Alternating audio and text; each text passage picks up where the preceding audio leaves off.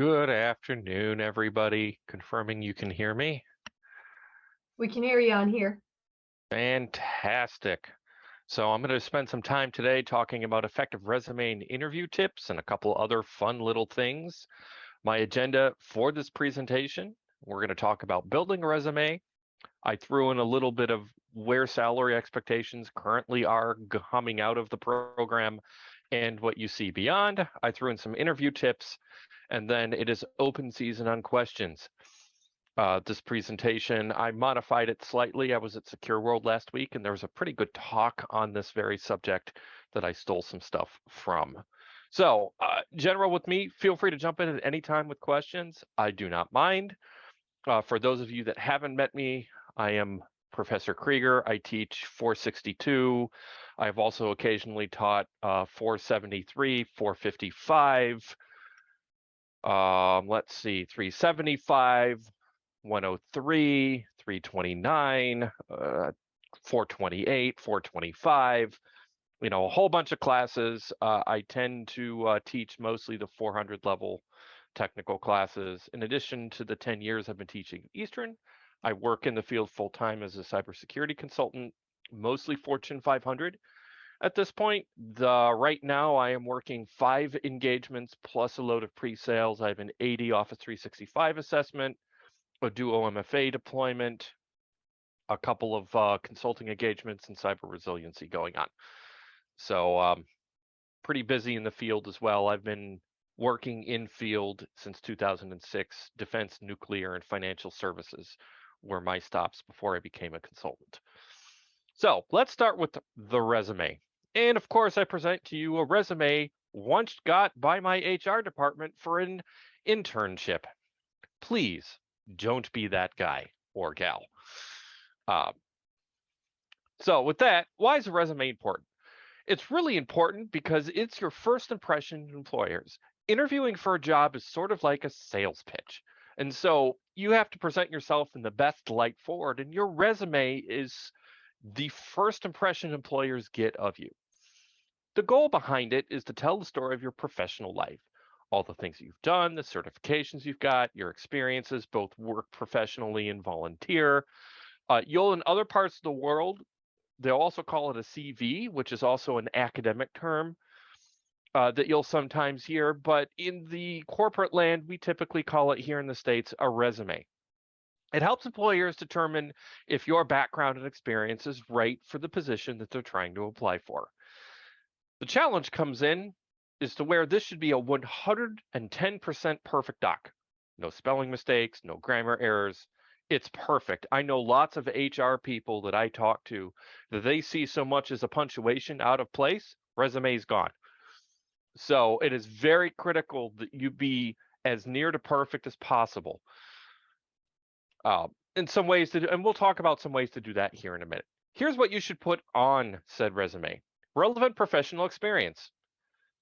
When I say relevant professional experience, if you're trying to get a job in IT security and you worked in high school, say for a movie theater or a pizza joint or somewhere else, that may not be relevant experience. However, if you volunteered and helped at a shelter doing computer work, that's viable experience that you can do. All relevant job experience should be on your resume. If you were to look at my resume, which is several pages in length, it's going to read through only only the technical jobs I've held, the cybersecurity related things that I've done, and nothing else. It includes stuff I've done in the past at jobs, and then I usually sit down and update it every 6 months or so with what I've been doing at my current position. So you'll read that sometimes in my current job, you'll read it as current tense, this is something I'm doing, and then past tense is things that I've done in the past for my past job. If you have multiple jobs, for example, I currently have 2 jobs. I teach at Eastern and I work full time.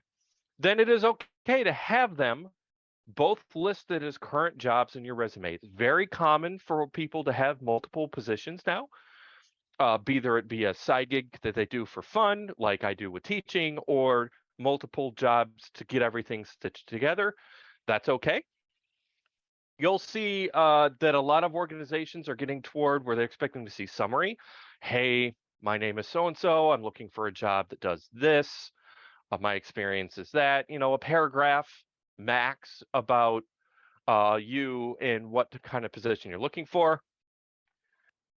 And you should also include your education. Once you've graduated from college, you can remove high school. I've removed high school. I'll be honest, it is not what I look at when I look at resumes for employees that I'm interviewing for my organization. I'm not even super interested at this point, quite frankly, about college. I'm looking at your job experience and your skills. So if you're still gaining your education, feel free to include it.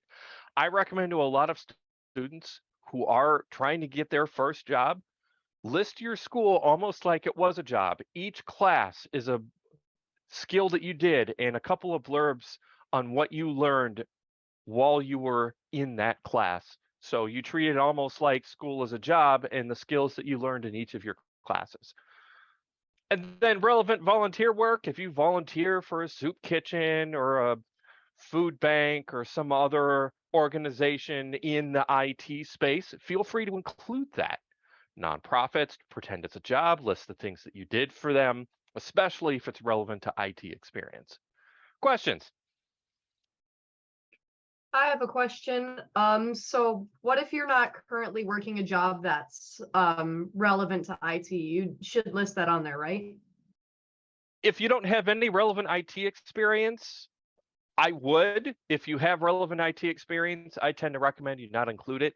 As someone just starting out, it's pretty important to show that you have a history of working, because a lot of employers are more keen to people that have held positions, because they know how to act in the workplace more than those who have never been in a workplace before. But you can do the same thing with volunteer experiences. So if you have nothing else, put it on there. If you do have relevant internships, include those as well. Okay, thank you.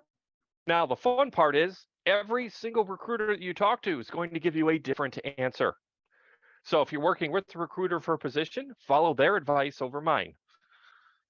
So I will see a lot of people customize their resume for specific positions if they're working with recruiters. So that's pretty common too. So I would say go with what your recruiter is trying to tell you. Any other questions? More things to include from the technical skills. Add relevant skills to the job. So, hey, I was a pizza tosser, not probably a relevant IT skill.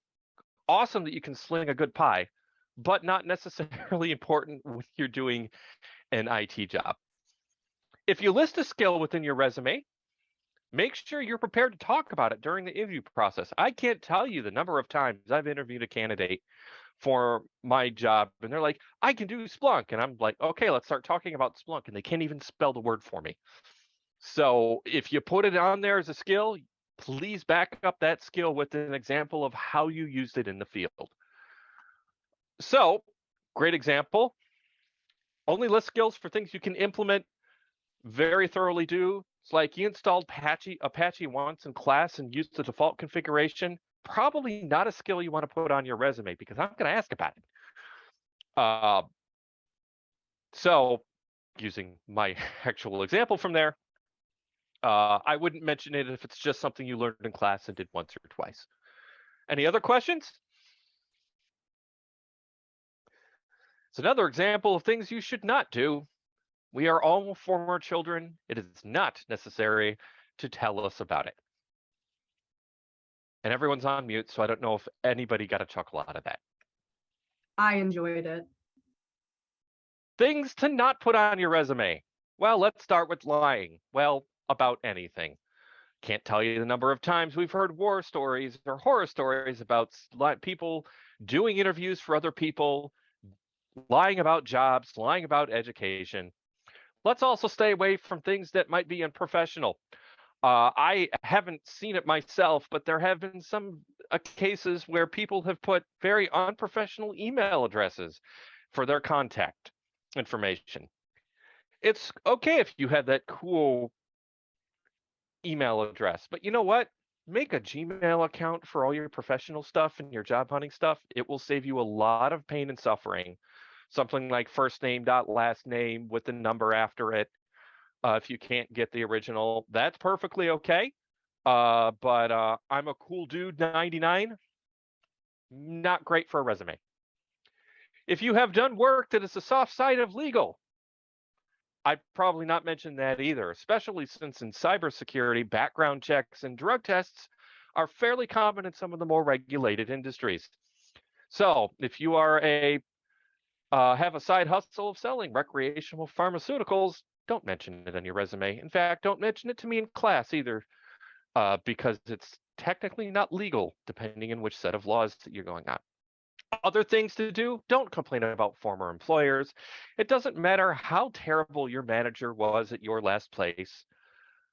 Smile and nod and say that you left over creative differences or that it wasn't a great fit. There are plenty of ways to use consultant speak, as I call it, to explain why you left a position without telling them that the place was on fire, that the dumpsters were burning in the office space, and it was just a miserable place to work. Put a happy smile on it. You also don't need to have your resume any no longer than absolutely necessary. If you're new to a field, most of you, one page is going to probably be all you have, and that's okay.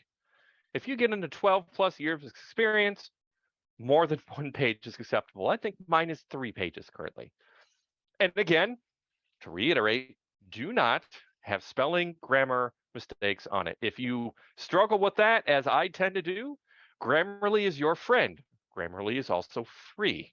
So I highly encourage you to just go right ahead and sign up for Grammarly, the free edition, and use it for the basic spell checking, grammar checking features. If you write regularly in a professional level, some of my consultant friends and I myself have broke down and purchased a premium version of Grammarly because I tend to write 500,000 words a week. So Grammarly kindly tells me every week that I'm in the 95th percentile of Grammarly users. Questions on resume? Okay. Yeah, Professor Krieger, I have one. Alex Rolfus here. Nice to meet you. So this is a question more about, I guess, conversation with recruiters than it is necessarily about resume. And if you're going to get to this later, that's fine too. But when trying to kind of ascertain what their workspace might be like and whether it's going to be a good fit for us, what kind of language am I going to be looking for from recruiters in terms of like culture about the workplace? Like what kind of things, would you recommend as starting out saying like, we know what our strong suits are. How do we find recruiters that maybe fit that for us better? So recruiters that aren't talking down to you, that feel like they're working with the team and helping you are important. There are great recruiters and then there are bad recruiters. I would stay away from buzzwords like hybrid workplace. That sounds fantastic, but hybrid is more like you can work from home once in a while, but you need to be in the office. And there are quite a few of us, especially in security, that aren't going back to the office. Now, if you want to work in office, that's fantastic, right? There's no judgment there. We all need to make our individual decisions about how we work. But so work flexibility is kind of something. Make sure you dig into when they say hybrid, or like, is it once a week? Is it twice a week? Is it 4 days a week in the office? That's a very important thing to understand. Travel requirements are another one. A lot of more consulting firms, the E&Ys, the Ernst and Youngs, and the KPMGs, the big firms are going to tell you, oh, you're only travel 20%, and then attempt to immediately put you on the road 80% of the time, meaning that you will leave. It doesn't matter where you live because you'll be living out of a hotel room in a suitcase. Now, if that's your thing, that's fine. Again, it can be a fantastic way to see the world in someone else's time early in your career. But make sure that's something you are willing to sign up for before.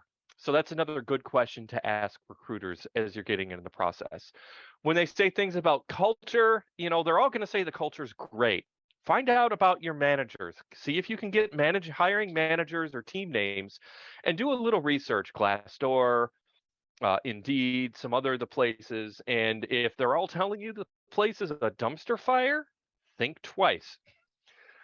If you know someone who works there or has worked there in the past through LinkedIn, reach out to them and ask them how the company culture is. It's something I've done multiple times as I've moved since I myself got burned in my first real job with a not so great culture. So I mean, it's not it's a science more than I would say it's an art more than a science, and you can still guess badly. Uh, but doing a little background research in the companies can point you toward or away from organizations that may or may not be a dumpster fire. Long-winded, but that answer your question? That did, thank you. Any other questions from the room? Is it appropriate to use our school email on our resume? It is absolutely appropriate to use a school email on a resume.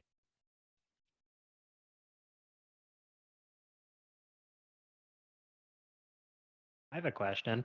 Sure.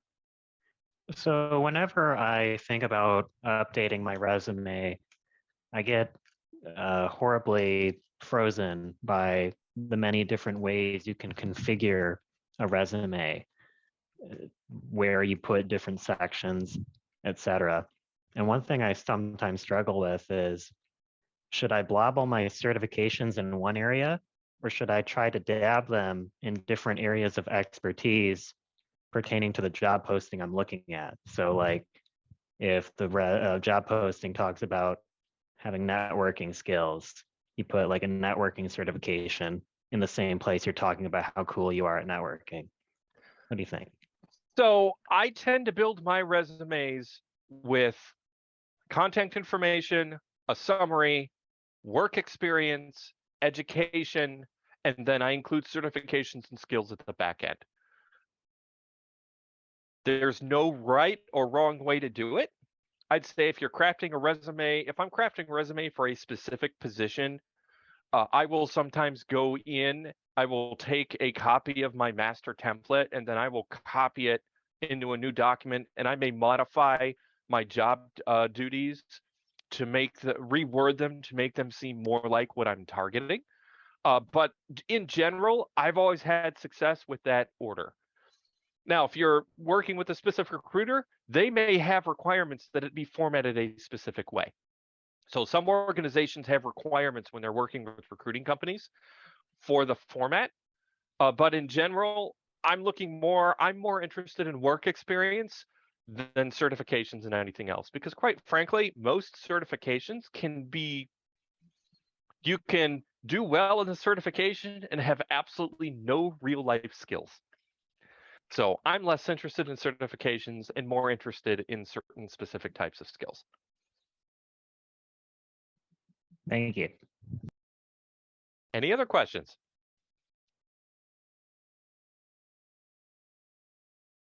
All right, everyone's favorite topic. What are you going to make when you graduate?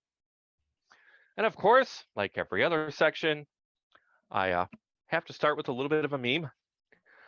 This is a pretty short section, whopping one slide.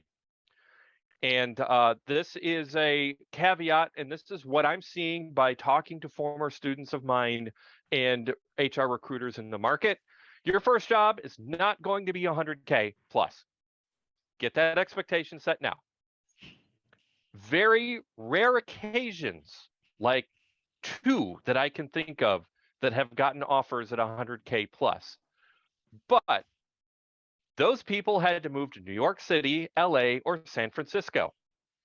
And I'm going to tell you right now that you cannot live single in any of those cities without a roommate at 100K. Rent is $4,000 to $5,000 a month for a single bedroom apartment in any of the cities I just mentioned, which is almost half your take home after taxes at 100K. So, FYI, typical ranges I'm seeing from former students in the last year, low end with no internships, no IT or field experience is going to be about 65 to 70K. The high end, ones that have had internships or maybe have started a job in the field and moved into a security job within a year of graduation, are about 85K.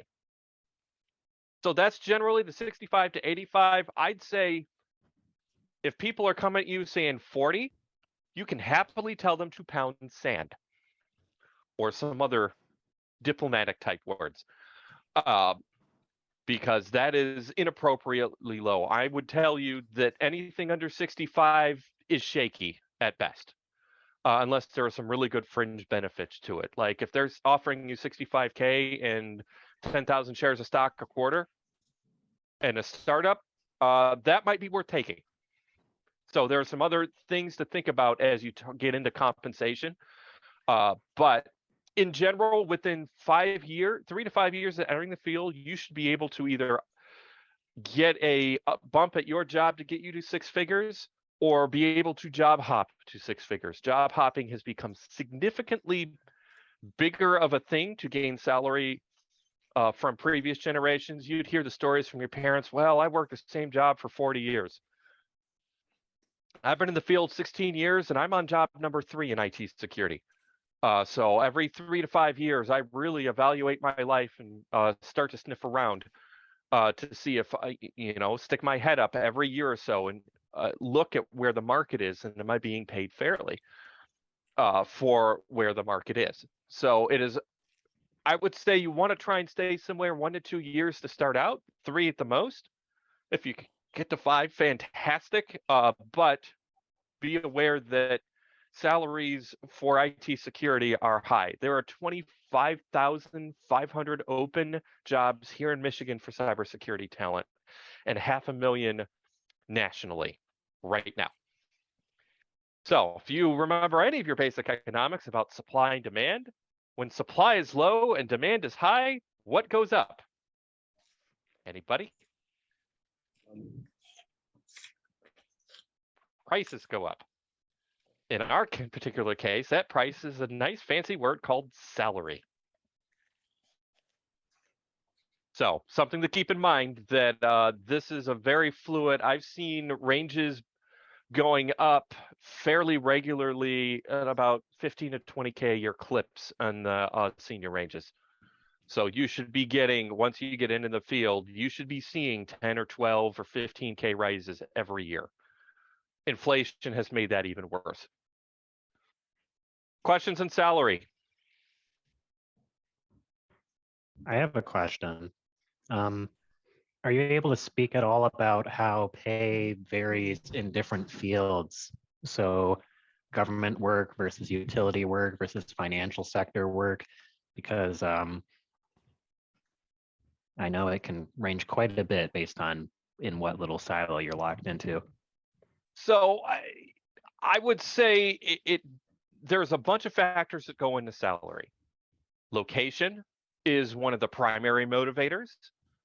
The vertical does. You'll find that the financial people and more the corporate people have more money than the government, but the government still has pensions.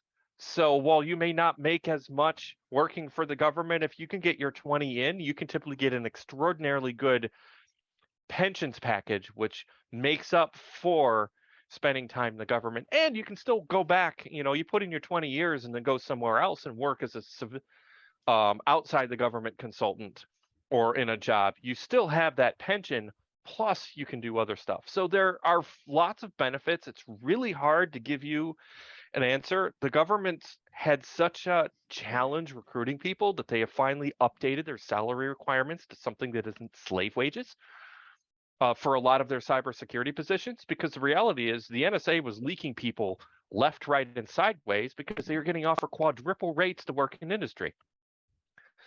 Now, I'm sorry, but it's really hard to tell someone with 10 years experience, I'm sorry, you're not worth more than 65K when you're getting multiple offers for 200 plus. Really hard conversation to have and be successful in having. So the government has upped somewhat to their competitive. Teaching is another one of those examples that you don't go into teaching because it pays well. But there is also a very large talent shortage. So universities are starting to realize to get the good teaching talent, they have to up their rates to a degree as well. So I know that that's kind of very circular logic around that question, but there are so many factors that go into it. It's really hard to say one one thing, and everybody's competing for the same talent, and the talent pool is, well, there's a gap. I did have a question in chat here as well. Salary range estimate for someone with an associate's security plus. I'm going to be really honest. I, as a recruiter and as a hiring related to the hiring, am less interested in the certifications that you have and your associate's degree, and more interested in how you can articulate your skills. And we're going to get into interview tips here in a minute, and I'll throw a couple of these out there again as well. But employers are looking for very specific skill sets that you do not learn in class. Sorry, you don't. Linux background, Windows background, and you're saying, well, I kind of learned that to a degree, but I expect you to be able to apply it to a degree, because you're going to take that AD knowledge and then I'm going to plop something else on top of it. So strong backgrounds in that. Another thing that I'm looking for when I'm interviewing is strong presentation and soft skills. So you need to be able to talk to people, you need to be able to communicate effectively, and you need to be able to write well. So if those are areas that you struggle in, this is a great time to start ramping up those skills. And if any of you have had the, I don't know if I'd use the word pleasure, but suffered through one of my classes, you'll notice that I'm very heavy on the writing, specifically because it is a skill that you need in the workplace. I'll actually tell a story during interview, a couple of war stories about that during interviews. Any other questions?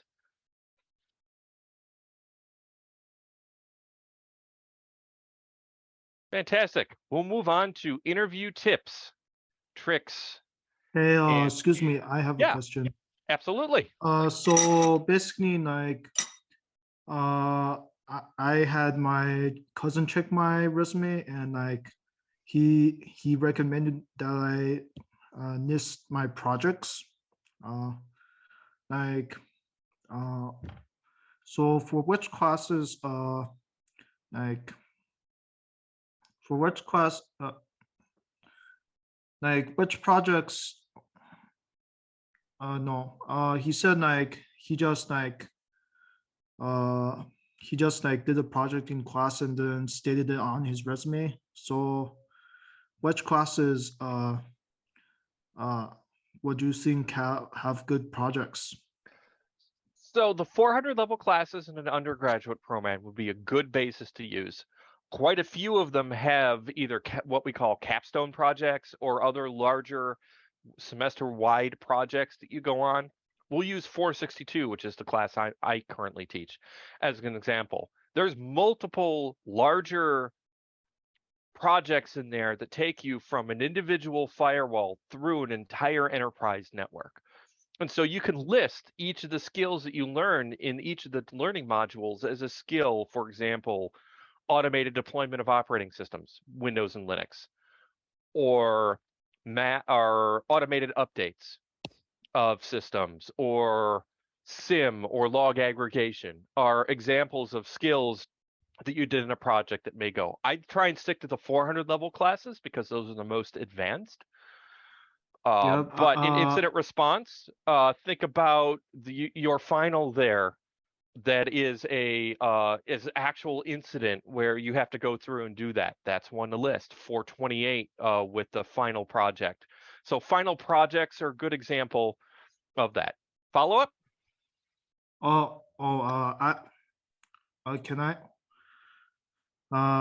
Can I do I think it was IA-244 where we had to like fix that broken case. Can I state that on my resume? I would word it a little bit differently than that. For example, learn skills to troubleshoot individual computer hardware. All right, thanks. But when you get to the 400 level classes, you'll find that there are more enterprise, larger projects that will serve you better than a 200 level class. But if you're not there yet, that's okay. Following up on good projects, Professor Krieger, I'll note that your IA-473 final is something that I, as someone who works in security, my coworkers were like jealous of that assignment. And I had incident response people ask me like what sorts of tools I used on that final. So I think I'm going to be listing that on my resume if I need to in the future.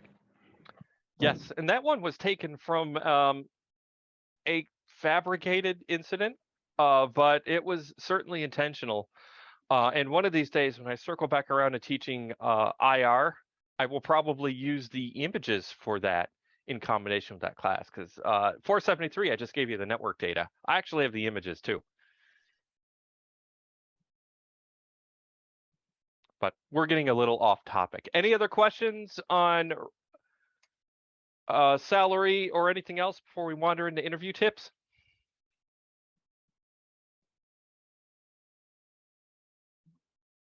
Another, at least. Hopefully I get a little bit of a chuckle or a smile. So let's talk about how to. You've got an interview. So what do you do with it now? Right? Again, this is the second part of the selling yourself to get a job, because we started with a resume, which is a written sales tool. And now we have to get into the talking. And this is hard for people, especially technology people, because as a bunch, we're all very much introverts. Some of us fake it better than others, but if you were to see me take a personality test, I'm 75% introvert, surprisingly enough. So know what's on your resume. If you write your resume, if you list a technical skill, be prepared to answer questions about it. I have the same thing. I've taken Apache because I don't do much of it anymore off. I've taken a couple others, but then I've added some other skills. Like I've been doing a lot of Duo deployments, the MFA deployment. So I've added that skill in, and I've added Splunk in.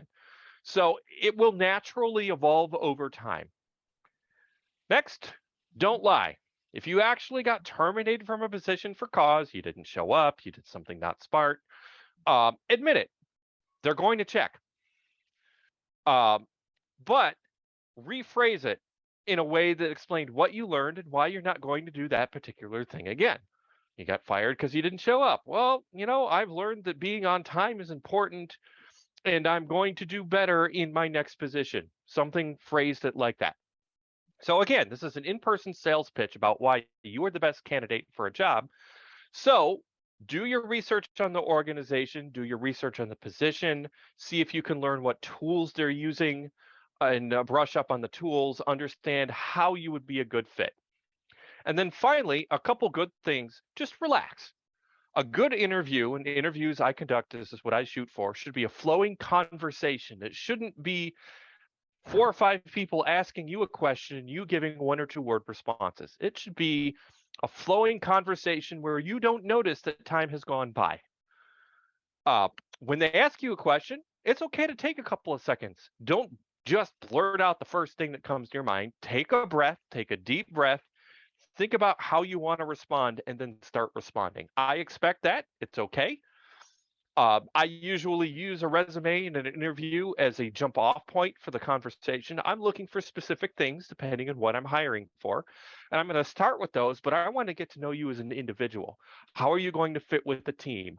How do you present? Because I work for a consulting org, and so we do a lot of customer facing. So customer service skills, talking, writing, communication are important. So I want to see you use those skills even more than your technical skills at this point, because I can teach you technical skill. It is much harder to teach skills like interviewing and communications and writing. Those take years to master. I've been writing in this job for 5 years and still feel I'm not good at it. Some additional interview tips: only be positive. Just like on your resume, this is not a terribly good time to go bashing your past bosses, managers, employees. If we have Karens or Kens that were on your team, or the office gossip drives you crazy and office politics was destructive, or you decided that it might be fun to use tactical nuclear weapons on the bridges that you were burning on your way out, this is not a good time to say any of those things. Don't share unrelated personal information that doesn't affect your ability to do your job. There's lots of protected classes. Learn what those are and decline to answer those questions. For me as an interviewer, I may ask a couple of really light questions to understand how you like to enjoy your time off, but I'm certainly not going to dig deep doesn't matter, and is not legally opinion to your ability to do the job if you live at home or if you live by yourself, or as far as I would go is, do you have reliable transportation? That is a requirement for some jobs in the ask, but anything about your living situations is none of my business. Your political views, your dating preferences, 100% off limits, and you can decline to answer. And in fact, in some states, it's actually illegal to ask the question. And so, with our world of remote work, it's very hard to tell, is it illegal or not? But at the same time, right, if you are not comfortable answering something, it is perfectly okay to decline to answer a question. Just, I'm sorry, I'm not comfortable answering that at this time. And that's okay. Questions on interviews? Finally, and this is probably the most important tip of all, relax. It may not seem like it to you, but interviews are just as stressful for the person doing the interview as it is for you. Questions?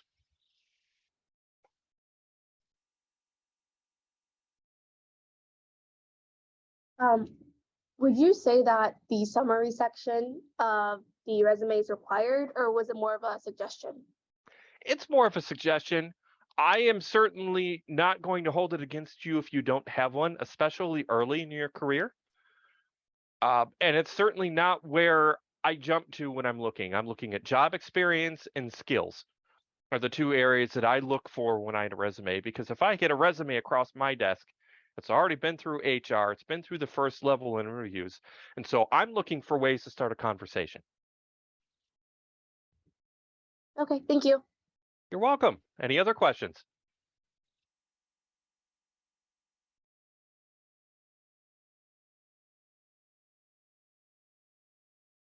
I guess, All right.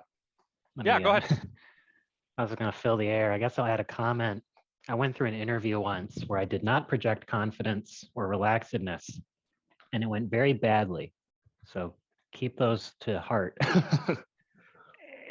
And it's important to note, feeding off that even when you think you do badly, that doesn't necessarily mean you did badly. I'm going to give you the story of how I got into cybersecurity, and it was off a half-hour phone interview.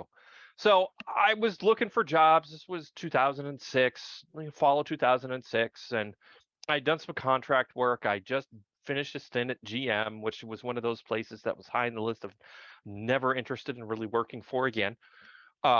And I got this call from recruiters like, hey, I saw your resume. I want to put you up for this cybersecurity job. In 2006, cybersecurity wasn't really a thing. I'm like, yeah, okay. I mean, I'm not a cybersecurity guy, but fine. And so I took this interview, and it was two grizzly old Unix guys. And not to put a picture in your head, think of the guys with the beard. They almost look like Gandalf. You get certain types of Linux guys, and they just all tech, no personality. And they just hammered at me for half an hour with technical questions. I got off the end of that interview, and I feel like I had been run through a printing press. I was just whipped. And I thought I had done terrible, like absolutely terrible, right? I didn't answer all the questions. I didn't know all of the answers. I did a lot of, well, I'd have to Google that, or I'd have to do this to research it, so on and so forth. So my recruiter calls me about 20 minutes after we got off the phone. And she or he, I don't even remember, they asked me, well, how'd you think you did? I said, that was a very interesting experience, but it was probably the worst interview of my life. Recruiter asked if I could start the next day. She's like, you'll pass a drug test, right? They want you to start tomorrow. And so I started the next day, and that's how I got into cybersecurity, off what I thought was the worst 30-minute phone interview of my life. Do you find that, question, do you find that with, like you said in your answering, like you were telling them, I don't know, I'll have to Google that, I don't know, I'll have to Google that. Do you find when you have been someone who's interviewing, a potential employee, is that a really good sign for you when someone's readily admitting, like, I use Google a heck of a lot? It absolutely is. Going into an interview, I do not expect you to know everything. Don't tell me you do. I don't know everything, and still to this day in interviews, occasionally say, I don't know that exact thing. I do it on customer calls all the time. It's like, I'm sorry, I don't have that piece of information, but let me go look that up for you. It's expected that there's going to be gaps. What I'm looking for is your ability to be honest with me and how ingenuitive you can be to find an answer to a question. Thank you. Any other questions? One more war story that I forgot to mention during the interview process. I had a colleague of mine recently do a round of interviews, and this was a Zoom interview, which most interviews nowadays. Don't be real surprised if you don't get in person interviewed. He couldn't get the guy to join the meeting, and once the guy finally joined the meeting, he was literally sitting there playing Xbox, and my colleague, who is one of our younger members of the team, had a heck of a time getting him to stop playing Xbox to do the interview. So as another pro tip of things you should not do, don't be 15 minutes late, and don't ignore the interviewer because you are playing Call of Duty. True story, depressingly enough.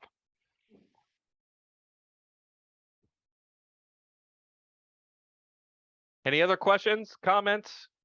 I have a quick question. It's not really related to interviews, but I'm currently at work, so I have limited time to ask something. So I'm currently working like service support for a large corporation. If I have the opportunity to work for just a very entry level cybersecurity, is that something I should just jump into immediately if the offer is there, or? Oh, absolutely. Your first job in cybersecurity will be your hardest one to get. It took me forever to break in, and as I said, it was more of a fluke. The particulars of that job, it was a contract to hire, so I spent 1.5 years as a contractor before I came in full time to the employer. So any way you can get in is a good way. Keep in mind that you want to stay there probably 1 or 2 years, or maybe even 3 years once you get into cybersecurity. But after that, doors are really going to start to open for you. So any way you can get that first cybersecurity job really is the way to go. There's no perfect formula.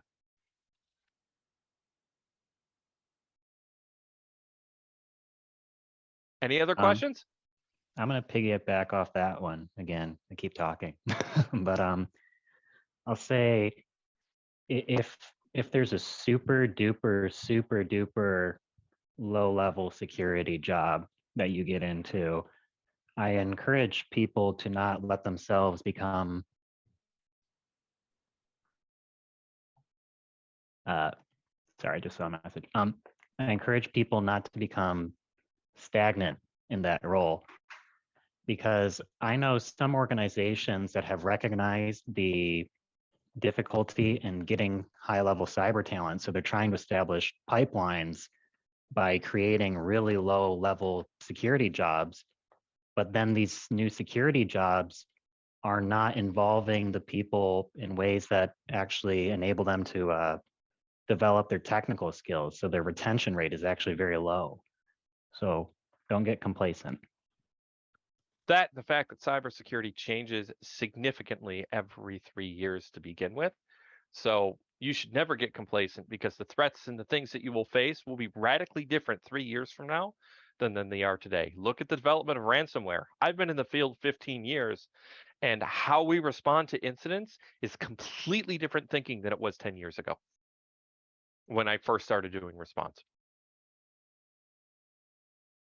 Professor Krieger, could you enumerate on that?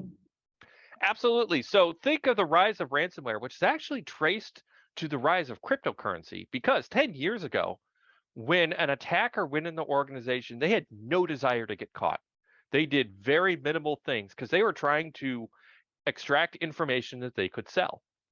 Well, ransomware is a very quick way to get to "I'd like to eat" in terms of an attacker. So they can ransom your network. You pay them in Bitcoin, which is supposedly untraceable, although not always. And then they can go back, and then they can immediately get a payout. The goal was always to make money. In 90% of cases, if you look at the Verizon breach report, some of the other reports, the bad guys want to make money. They want to eat. That's their day-to-day job, is to break stuff and get paid. So ransomware has made it much easier for them to monetize that. Sony was really, if you think about the Sony Pictures hack, and this, I'm probably dating myself a little bit, that was the first one, and that was supposedly a nation state. Think about, if you look at the Sony hack, you Google it, it was, I think, around Christmas of 2014 when this happened. This was the first one where an attacker actually destroyed a network on their way out because they had so thoroughly hacked Sony. There was no more ore to mine at that particular point. And so they just blew it up on their way out. That was not the MO of attacks at the time, because the longer you could get into the network, the more data you could extract and sell from the organization. Nowadays, it's not uncommon to hear of $10 or $12 million ransoms to get a network back if you can get in. Kodak, Garmin, let's see, who was the insurance company out of Chicago that got whacked earlier or last year? All multi-million, like 8-figure ransomwares to pay out to get that, which is a whole lot less tedious than trying to sell credit records at $25 a pop. So that's one of the ways that it's changed. And so you take that threat much differently when you get detected. And I'm going to give another war story as an example. I did a response. This was pre-COVID, so it was probably 2019. It was in the fall of 2019. At a company, was approached by the FBI. Said, hey, we've seen indicators that your network is being used as a jump point. You have been compromised. You should go do something about that. And they were like, yeah, okay, FBI, whatever. This is a crank call. But they're like, you know what? We'll use our EDR solution, their antivirus solution. We're just going to hit the lockdown button, and we'll deal with it tomorrow morning. Didn't want to stay late. We weren't taking it seriously. Well, they came in the next morning, and as it turns out, they were more thoroughly compromised than they thought, because their network was ransomware for them. Right down to they were able to log in as them, unlock their EDR, and then spread ransomware to the entire company. So that was a response that is different, because the thinking has changed a lot, where before you didn't want to make big bang announcements and do that sort of thing, where now speed is even more critical than it used to be in those days. Any other questions? I know, am I coming through? Yep. I know in incident response, you do a lot of response write-ups, right? But would you say that that's common in other other parts of cybersecurity as well? So incident response is definitely almost 85% documentation and 15% technical work. It's probably a little skewed in one direction, but you certainly have to thoroughly document. Penetration testing is 100% the same way, where if you're a pen tester and you're doing penetration testing, you're going to spend more time documenting your findings and how you got in than you actually spend getting in. Consulting is another example where I probably spend 80% of my time writing and 20% of my time doing technical work. So this duo engagement, I have 4 hours of technical duo work and 24 hours in documentation and building the design docs, getting approvals for the design docs, writing the run books, customizing the run books for the client, and doing all of that other documentation-y type stuff. So I would say that if you're getting in for a pure technical, there are some roles that you can do that. If you're looking to work for an organization, it's a little more skewed toward technical work and less around documentation. But if you're going into the response, you're going into the pen testing, you're thinking about consulting as career paths, you're going to be spending a lot of time in Word and Excel and PowerPoint.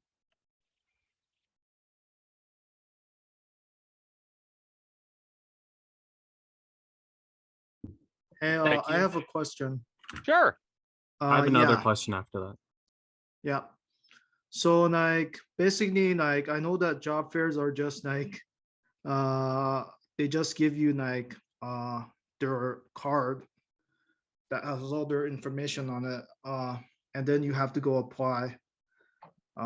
It isn't actually like you aren't actually able to get a a job directly through that way.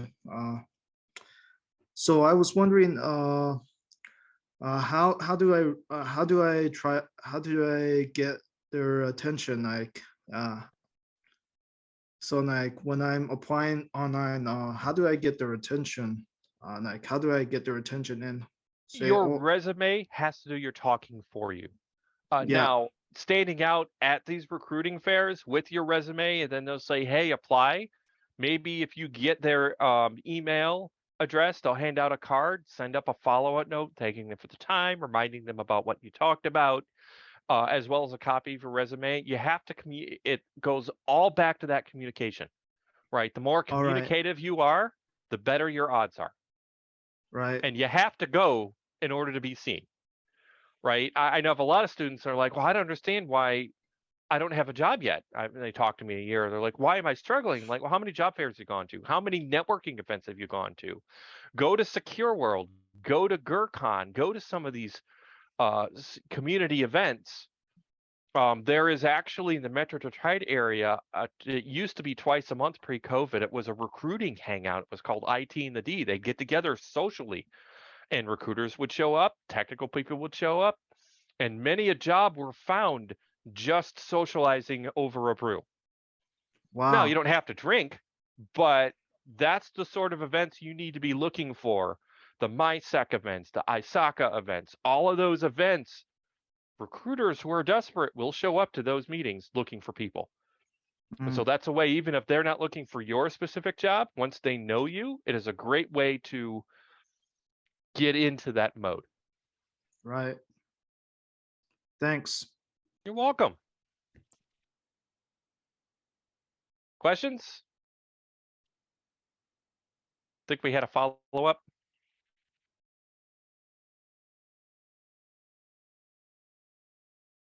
I have another question if there was not another one on Zoom, but I think you kind of already answered it earlier, but you're saying that you should definitely, because if you read, Reddit and a lot of Substacks and stuff, people will tell you to shy away from contract work for a number of reasons. But you're saying that you should probably definitely not shy away from contract work, especially if it's your first gig.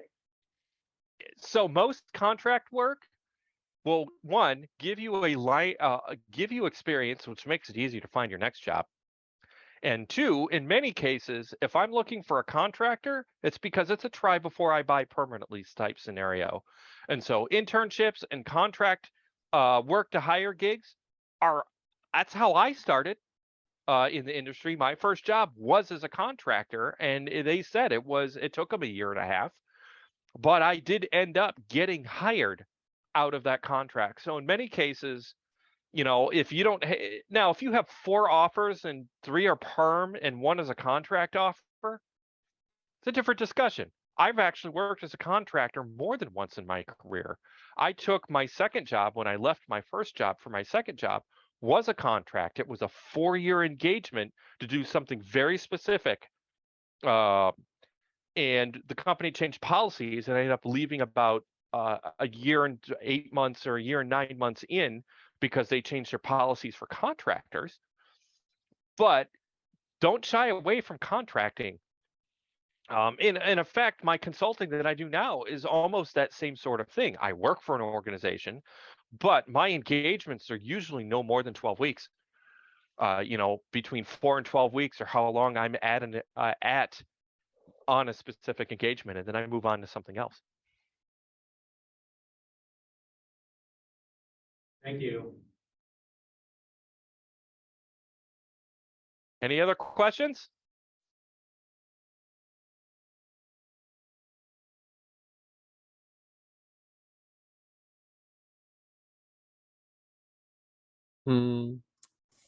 I had a question. I can't remember it now. Okay. Let me think. You can What always was hit me my- up in Discord. Yeah. What was my first question about? Let's see. I think it was in relation to it. Oh, okay. So a lot of professors say that over time, your need to be boots on the ground in IT, like doing everything, goes away. Maybe that's just burnout or whatever, but how hard are those like 50-50 jobs where you do like 50% tech, you get a lot of paid a lot because you're kind of high up, but you're also doing management? Like how rare are those? Depends on the organization. So if I look at I'm going to use me as an example again. In my current role, I am 50% delivery and 50% pre-sales. So I spend half my time doing actual engagement deliverables, and I spend half my time looking for new work for the organization. Uh, and that is less technical, certainly, than it used to be. I will warn you, as you start to get older, keeping up with the technology becomes more challenging. And that's where you'll start to see a lot of people shift into more of a management role, because as you get older, your brain changes and it gets harder to keep up with the technology changes, especially if you're deep in multiple things. So it tends to be a natural progression for some people. Then again, I know some very old Linux, Unix guys, and even some Windows admin that have been they are just Windows and they keep up with all the Windows stuff and they're very technically deep in that. So there's no right or wrong way to go about it. I personally love mentoring, but am not interested in being a people manager. I don't want to deal with terminating people or having to write people up or that sort of thing. You can do mentoring and help educate and encourage and teach skills without having to be a formal manager, like, for example, teaching. So it doesn't have to be one or the other.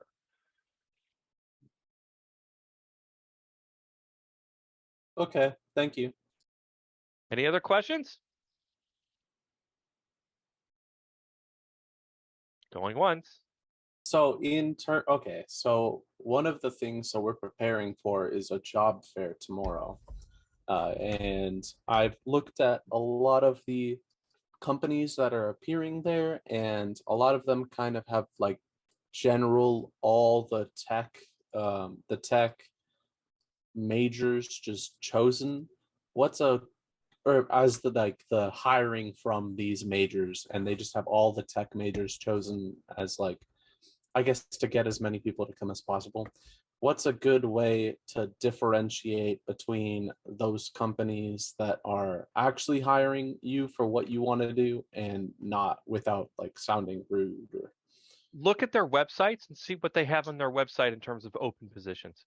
I will say that not every open position is listed on a website. I know my organization is notorious for dropping a kind of standard one out, and then we may hire for something else on the side, or we'll have someone leave and we'll promote internally and backfill the more junior resource. That's also pretty common. So, but look at their website. If they have no tech jobs anywhere in their website, that's a clue. that makes sense. And I mean, I'm sure business casual is very standard, but Yes, jeans and t-shirt is not the way to go for this. But at the same time, you don't have to go suit and tie anymore. I cannot remember the last time I wore a suit to an engagement. In fact, I'm usually, even at customer of sites, I am jeans and a polo. I would probably go khakis for some sort of job fair, but you don't have to wear a suit. I might wear a suit without a tie. Like I'll have suit pants and a button-up shirt, but you don't need a tie. okay.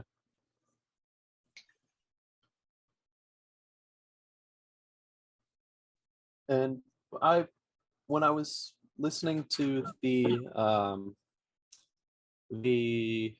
one of the advising people who did a Zoom meeting yesterday on like a workshop on how to do this, they suggested that you talk to even the companies that aren't actually hiring for your position, or aren't interested in, or you wouldn't be interested in, just to get practice talking to recruiters. And do you think that's a good idea? That's a wonderful idea. You can never have enough experience. I have gone on more than one interview simply to keep my skills sharp. with no intention of taking the job. But an interview is a two-way street. You are interviewing the company as much as they are interviewing you. So it's good to keep those skills up. I haven't had to do that recently as a customer-facing resource. I spend a lot of my time communicating with people that are external. So it's not something that I need to do as much, but everyone's individual situation will vary. So don't be afraid, even if you're not interested in working for that organization, to spend some time talking to their recruiting team just to get more comfortable when talking to people that you don't know. Because that's the biggest hurdle, is learning how to communicate with people you don't know, and you don't have to be 100% comfortable, but not be so tied up that you can't speak. And you know what that takes? Lots of practice.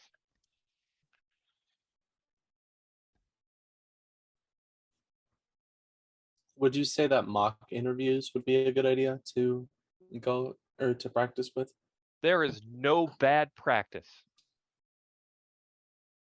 So mock interviews, interviewing with friends, maybe even start small if you're very shy. When you're at the student center, say hi to someone you've never met. See if you can start a conversation. That's the same sort of practice that you can get. And then you'll find that it'll be hard the first couple of times you do it, but then you'll start to get used to it. And even if it doesn't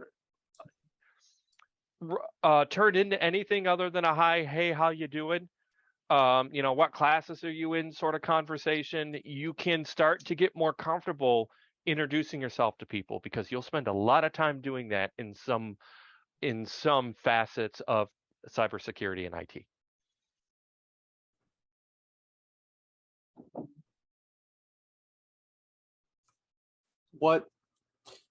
This is probably a question geared towards more like once you have a job, I guess what tech would you suggest having? Like, I'm sure a laptop is pretty standard, your phone, what else would you suggest? So I usually have a bunch of USBs with like different versions of Linux or whatever. it depends a lot on the position. So your organization should supply you with the majority of what you need to do your job, especially early. I tend to I have an extraordinarily powerful laptop. In fact, I'm talking to you from it right now, that I can do forensics on, in addition to my work laptop. But that's a personal device that I use for teaching and I use for day to day. It might also have a game or two installed on it, although I don't really have time for that sort of shenanigans right this minute. But my work has supplied me a laptop that is actually also powerful enough to do forensics.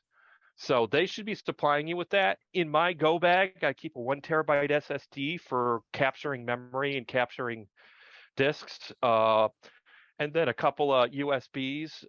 Some of them are, Microsoft special or Microsoft Micro Center specials. They're like 32 gig throwaways that I can grab malware on, and I don't care what happens to them. I never keep anything on a USB that I don't have in more than one spot. But I have 3 or 4 of them in my bag at all times, just so I can grab malware or whatever. But then again, I'm not in a response role like I used to be as much. So I spend more time slinging Word docs and spreadsheets right now than I do slinging malware.